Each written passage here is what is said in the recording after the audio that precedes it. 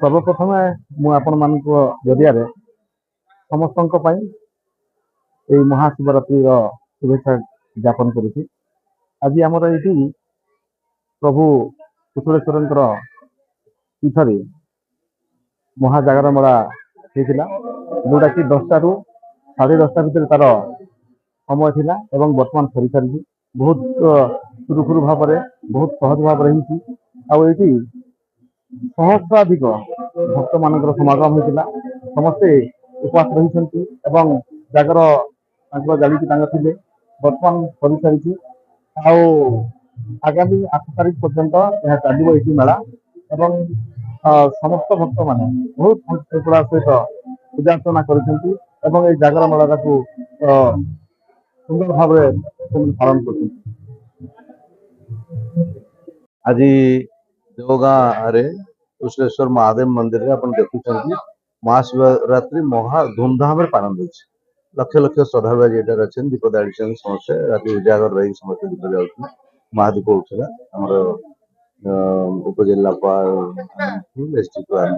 ବିଧାୟକ ଉପସ୍ଥିତି ଅତି ସୁନ୍ଦର କାର୍ଯ୍ୟକ୍ରମ ହେଲା। ସମସ୍ତେ ଆଜି ପ୍ରଭୁ ମହାଦେବଙ୍କୁ ପ୍ରାର୍ଥନା କରିଛନ୍ତି ଏ ବର୍ଷ ସମସ୍ତେ ଚାଷୀ ମାନଙ୍କର ଭଲ ଫସଲ ହଉ, ଆମ ଅଞ୍ଚଳରେ ଶାନ୍ତି ପ୍ରତିଷ୍ଠା ହଉ ଏବଂ ସମସ୍ତେ ଭଲରେ ରୁହନ୍ତୁ, ଏହା ସମସ୍ତଙ୍କୁ ଠାକୁରଙ୍କ ସତ୍ୟରଞ୍ଜନ ଭୂୟାଁ, ସରପଞ୍ଚ ଦେଓଗାଁ ଗ୍ରାମ ପଞ୍ଚାୟତ।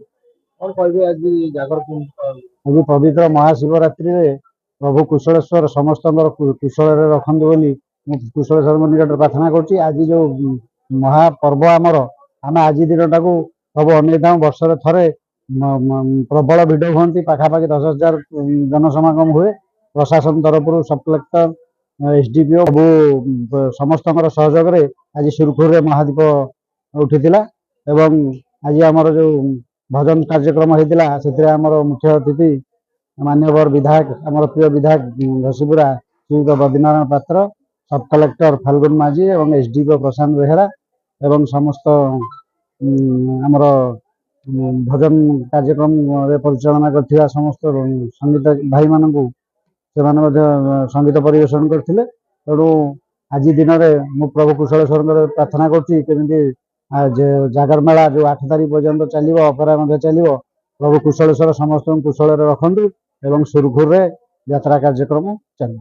ଏତିକି ତରଫରୁ ମୋର ପ୍ରାର୍ଥନା କରୁଛି ପ୍ରଭୁ କୁଶଳେଶ୍ୱରଙ୍କ ନିକଟରେ ସମସ୍ତଙ୍କୁ କୁଶଳରେ ରଖନ୍ତୁ।